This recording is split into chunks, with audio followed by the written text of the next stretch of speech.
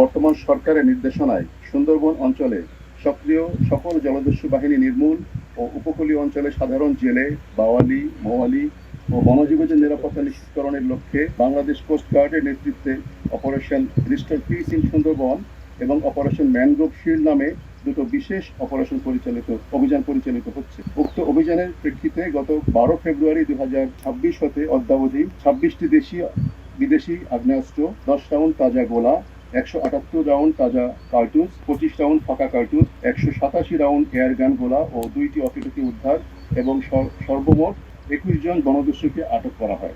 এ সময় দস্যুদের হাতে জিম্মি থাকা মোট 20 জনকে জীবিত উদ্ধার করে প্রয়োজনীয় চিকিৎসা সহায়তা প্রদান শেষে নিরাপদে তাদের পরিবারের নিকট হস্তান্তর করা হয়।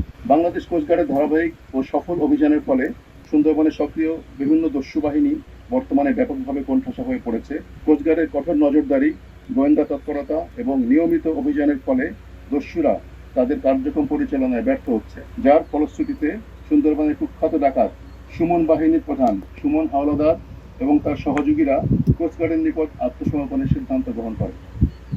এ প্রেক্ষিতে গত 17 মে 2026 রবিবার রাত 11টায় বাগেরহাটের মংলা থানাধীন সুন্দরবনের নন্দবালা খাল সংলগ্ন এলাকায় বাংলাদেশ কোস্টগার্ডের নিকট ডাকাত ছোট বাহিনীর প্রধান সুমন হাওলাদার ও তার সহযোগী সহ সর্বমোট 7 জন ডাকাত অস্ত্র ও গোলাবারুদ সহ কোস্টগার্ডের নিকট আত্মসমর্পণ করে।